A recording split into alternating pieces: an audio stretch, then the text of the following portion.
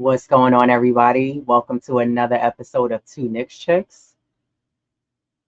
I appreciate everybody joining me today. I'm rolling solo dolo as a Diva Lock. Shout out to her. She's unable to make tonight's episode, but I wanted to welcome everybody in. Um, the Knicks tonight are hosting and playing against the Brooklyn Nets. The Knicks already beat the Nets back in December 21st, if I'm not mistaken. So they beat them already.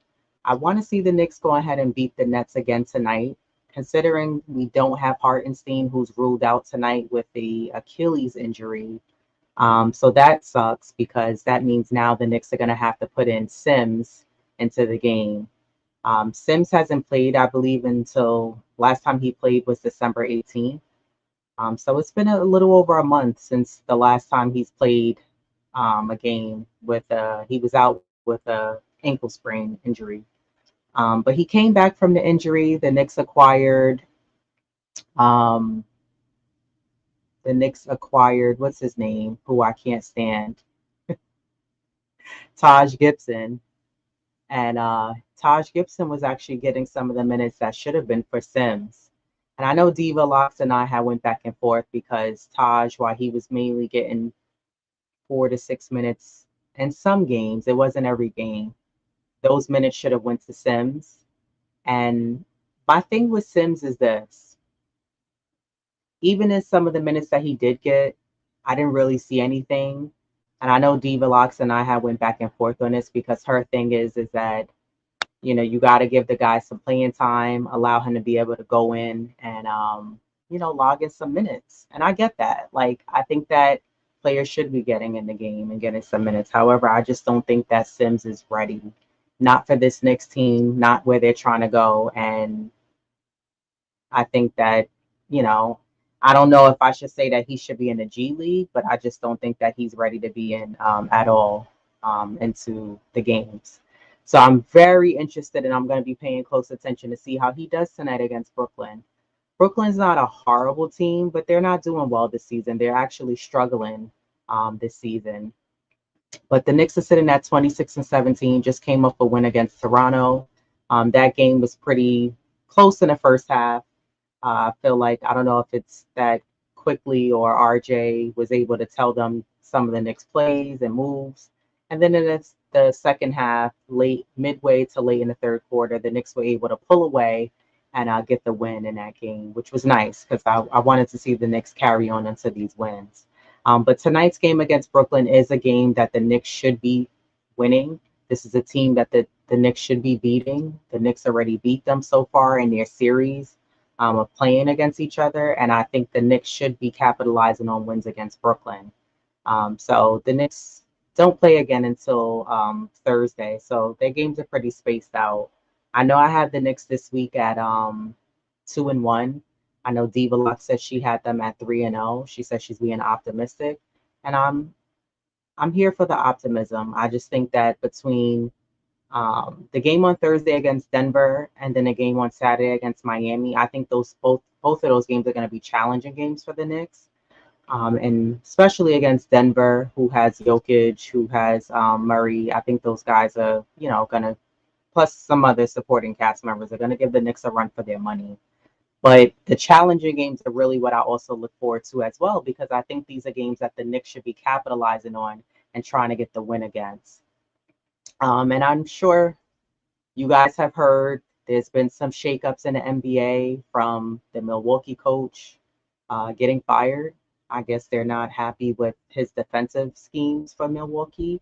And no, this is not a Milwaukee podcast. We speak all things New York Knicks, but it's just interesting to see how, coaches' jobs are not even safe. It's not even players' talk that we're talking about.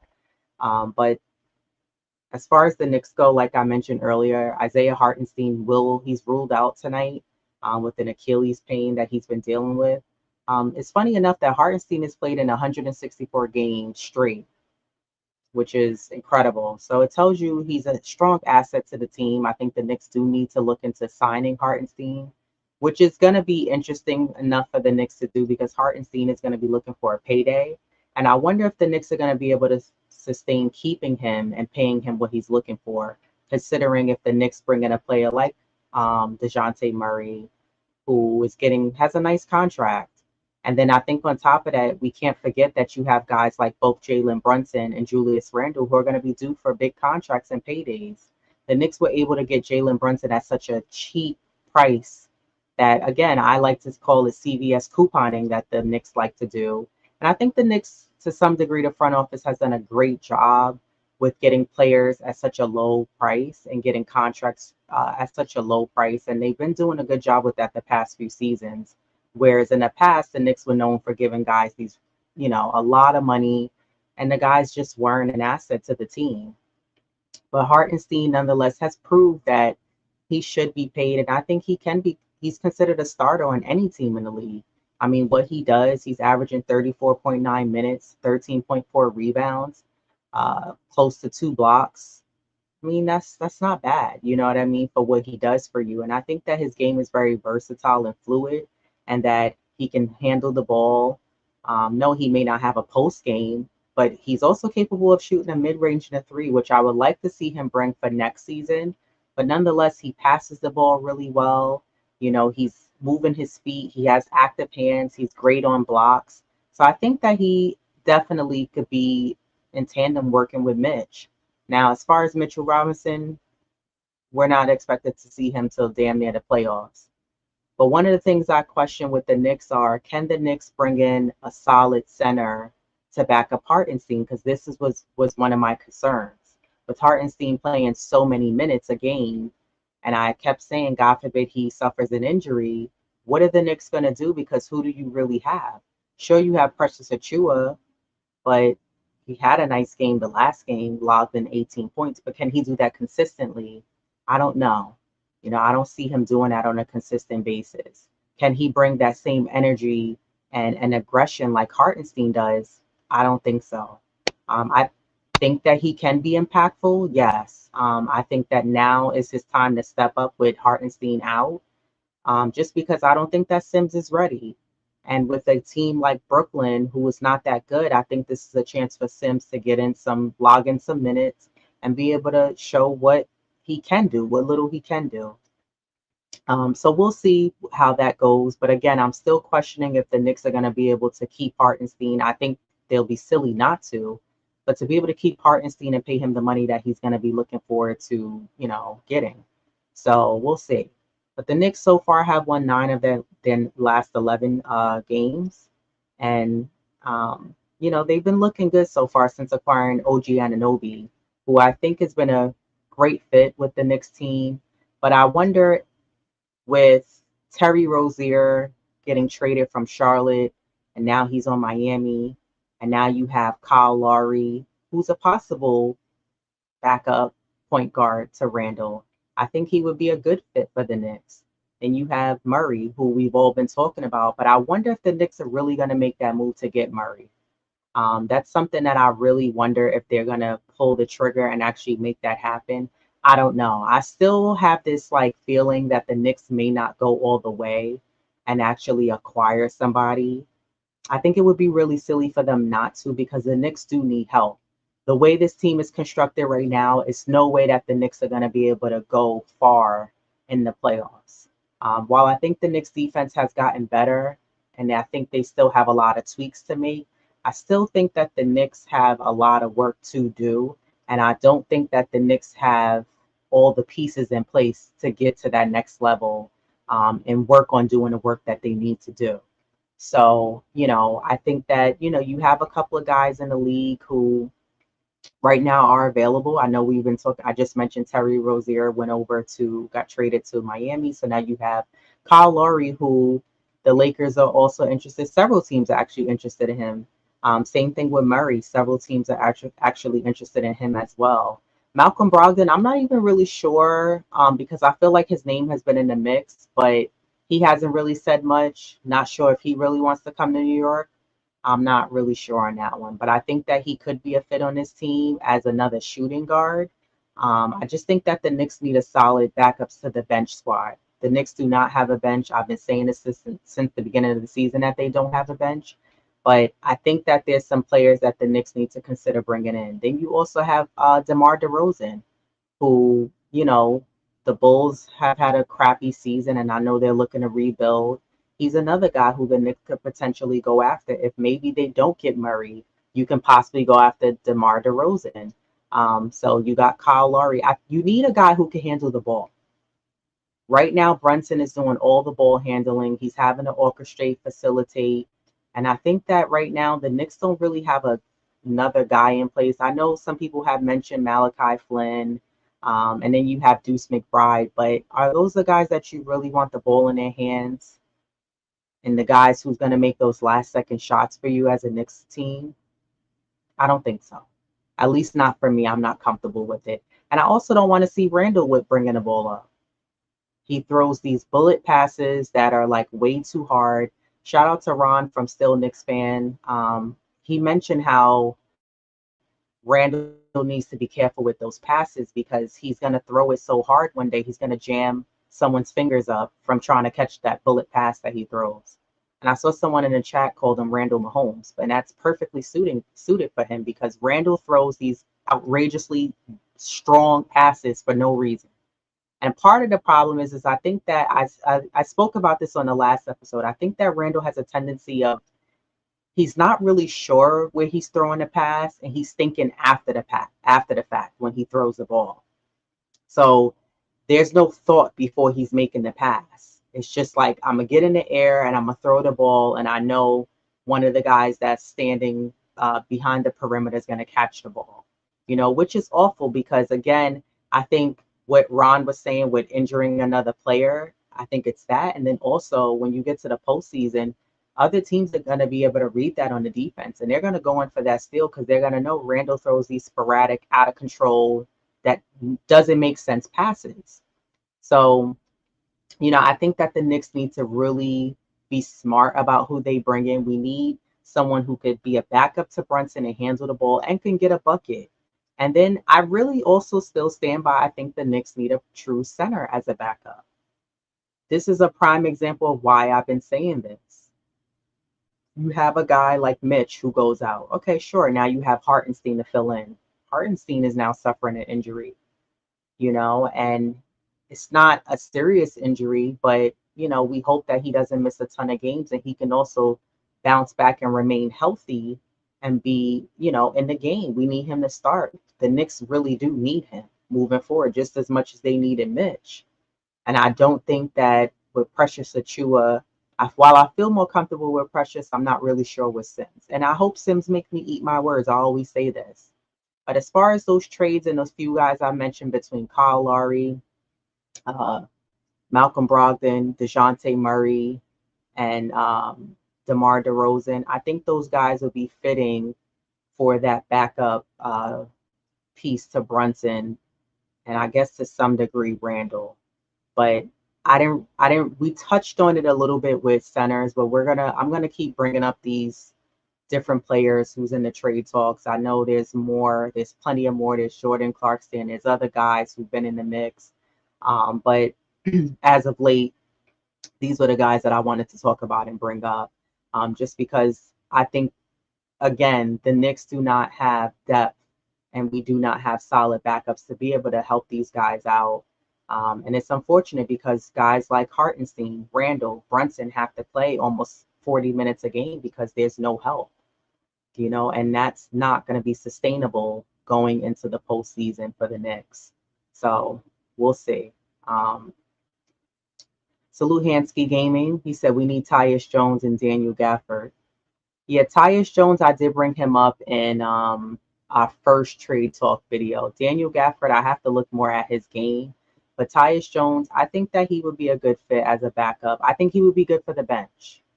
Coming off the bench, of course, I'm not expecting him to start, but I think that he would be good for the second unit more so. But we still need somebody like him or a few other guys I mentioned who could handle the ball with confidence. If there's a full court press or they're getting double teamed, they're not going to pick up their dribble and stop dribbling the ball. I need guys who's going to be able to bring up the ball comfortably and, not turn the ball over. Because that's another issue that the Knicks are having, is that they're turning the ball over at a high level when it needs to be opposite and needs to protect the ball more. You have guys like Randle who has way too many turnovers. You got Brunson. It's a combination of guys, but overall, it's just way too many turnovers. 21 turnovers is inexcusable. Like, let's cut it out. So I want to see the Knicks protect the ball and stop with the turnovers. It's just disgusting at this point. Salute King Ribby, RM. He said, just get DeJounte now. If it doesn't work out, flip him and remaining picks for Spider in the offseason. Yeah, I mean, I think that's so true. I think if the Knicks can get a player like DeJounte for now, or get, even if it's not Murray, but get in somebody who you can have him for now. And then if it doesn't work out, you can say, okay, well, we'll take that guy, trade him off, and bring in, if the Knicks want to go bigger and go after a superstar, then great. I think that would work out. But I don't know. I have this fear that I understand that the Knicks are playing chess and they're waiting till like the last minute. But if you notice around the league, other teams are making their moves. Indiana didn't waste any time and got Spicy P. You see Miami didn't waste any time and went and got Terry Rozier. And if you guys remember, like 2 episodes ago, Terry Rozier was one of the guys I had on the list as a potential backup for Brunson. So, I understand the Knicks are trying not to just go after anybody. We don't need another disaster player coming in that just doesn't work out. And I totally get that. Case in point, Fournier. It just didn't work out for the Knicks. But I think that the Knicks really need to focus on getting rid of and packaging up Grimes and Fournier, as a lot of teams are really interested in Grimes. And I just don't think Grimes is a fit under Tibbs' system. He may be good for the Knicks, but just not with Tibbs right now. He's very inconsistent. I also think Grimes has to work on his own game and get out of his head and develop more. We spoke about that an episode ago as well. But hopefully in a game like tonight, Grimes could be on and be a contributing factor. But thank goodness guys like DiVincenzo has been pretty consistent lately, and he's been giving us 15 to 20 points a game, right behind both Randle and Brunson. And that's what the Knicks need. I also think Josh Hart, I don't think we talk about him enough. I know we did discuss him, but I sometimes feel like Josh Hart, he's very up and down and hot and cold. You don't know what you're going to get from him. I'm not expecting Josh Hart to give us 20 points a game every game, but I would like to see him be that Josh Hart when he first came to the Knicks and he had this high explosive energy and he was diving for balls and being super aggressive. He does a great job, I will give him, on the rebounding. He can give you roughly 10 boards a night, which is nice. So he does help in and he's not afraid to go in and dive for a rebound. But I just think that sometimes when he gets the ball and he shoots it, he's successful beyond the arc. I just wish he would do it more. And he's capable of giving us 15 to 20, 17 points in a night. So I just wish he would just go after it more and be more aggressive. And then you have OG Anunoby, who's been a great fit. Fits like a glove here on this team. OG Anunoby also makes really good defensive plays that I notice on his team that may not necessarily come up on the stat sheet or show up on a highlight play, but he does the little things that help out the team in other ways. But right now, I just think that between Randle, Brunson, DiVincenzo, Hartenstein, and OG, that's all the Knicks have. The Knicks do not have any other options, and that's not good. Like, what do you do, God forbid, another player gets hurt? You hear the silence? Exactly, nothing. Because what are you going to do, go to the bench? Sure, you can call in Deuce. I think Deuce would be great off the bench. His confidence in his shot looks great. His shot is knocking down. Actually, if you ask me, in my opinion, I think Deuce looks better out on the floor than Grimes.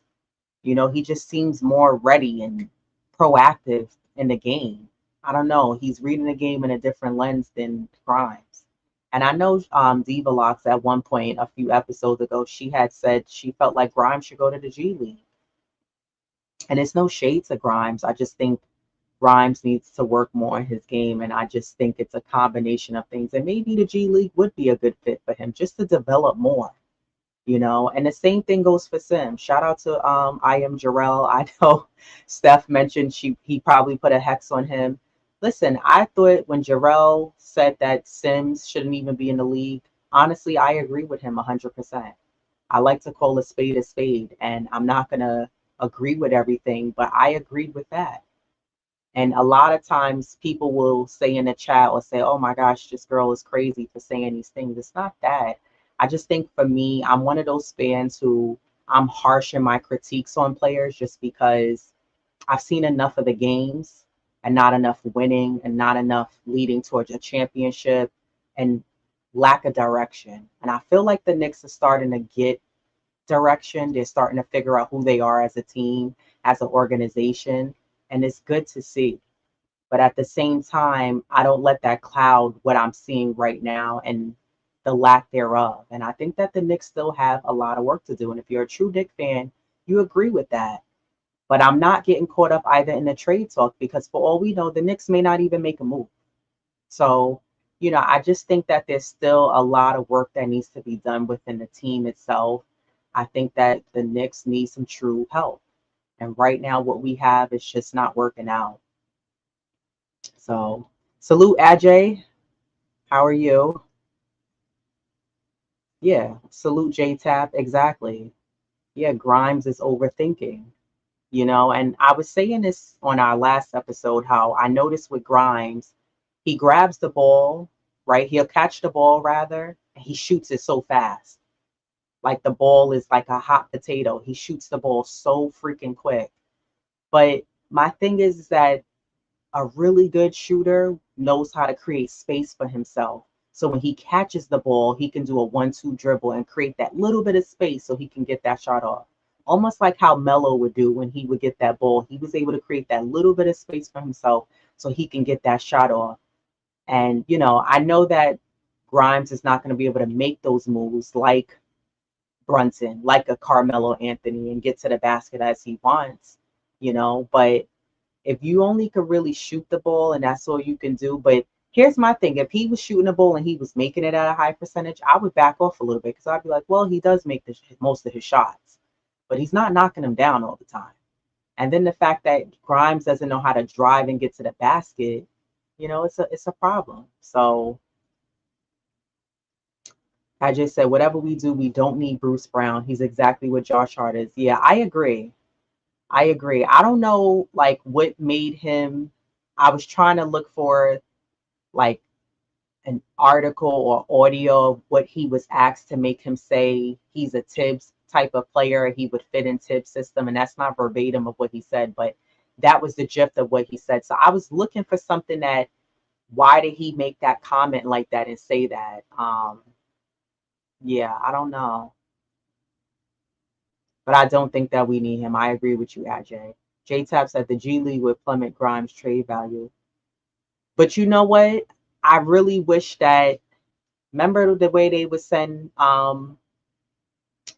Deuce to the G League while the regular season was happening. I wish they would have did that with Grimes. Or sometimes you saw, other guys who's actually in the G League top end, they would play a couple of games in the G League, which shout out to the G League, the Westchester Knicks, they actually won the G League championship. But you see those guys, they'll play in a couple of games, then they're sitting on the bench for the Knicks. They're kind of back and forth, except Deuce was actually getting a couple of minutes off the bench. But I think if Grimes would have did both, that would have gave him, I don't know, I feel like that would have boosted his confidence a bit. Even though it's not the same caliber of players in the G League, but I think getting in the real time games, playing in the G League, and then coming in some games and Tibbs giving him minutes on the Knicks, I think that would have worked for Grimes in his advantage, in my opinion. Hansky Gaming said Grimes plays like the cops. He do. He do. I don't know why he plays like that. Like he shoots in such a rush. Like he has somewhere to be. I don't get it. I don't know. It's weird the way he shoots the ball so fast. And even sometimes when he makes it, I'm like, oh, I'm surprised that went in. Not that I'm doubting his shot, but it's just such a quick motion. I don't know why he shoots the ball that fast. J-Tep said Brown was interviewing himself. He had to be. I don't know what made him say that, but I agree with Ajay. I don't think that and this is what I mean with the Knicks not taking players like that. I don't think that taking just anybody is good. And I get it. The Knicks are really out here playing chess and trying to make the right move. I just hope that they don't take too long to make the right move. Because if you take too long, someone else is going to sweep in and they're going to offer that player who we're interested in, like a Murray, hell, even Spider, and give them what they're looking for. And now they're like, listen, I can't refuse that offer. Money does talk. And in this league, it's a business first before they even get to shooting a basketball. You know, guys are looking for their contract. Look at Quickly. Quickly wanted what he wanted. And, you know, sure, the Knicks packaged him off with RJ, but we all knew that wasn't going to work because Quickly didn't back down. He said, listen, I want about, I think Quickly was looking for like 25 million and the Knicks were like 7 million short. So you can't blame guys when they're saying this is the bag that I'm trying to get. And I think that's going to be a case with Hartenstein. I wonder if the Knicks can be able to. Hartenstein's definitely going to be looking for more money, and rightfully so. He's earned it. But can the Knicks be able to pay Hartenstein? Then you got to worry about upcoming payouts for Brunson, Randle, and then if you acquire someone like a Murray, or like how is that going to work in the long run? These are the questions that I have, depending on who the Knicks acquire, the off season, and also think it not solely, but it kind of depends on how the Knicks also do in the postseason. So before we get there, the Knicks are doing good right now. I think if they keep on pace of winning their games and stay consistent and come out hungry, got to come out aggressive in the first quarter, come out aggressive after halftime. And I think if the Knicks learn to put teams away and get wins, you know, the Knicks should be blowing out teams that are well under 500 for sure. But if the Knicks can continue on a path of winning, I think the Knicks can be at the 50-point wins for this season. I truly do.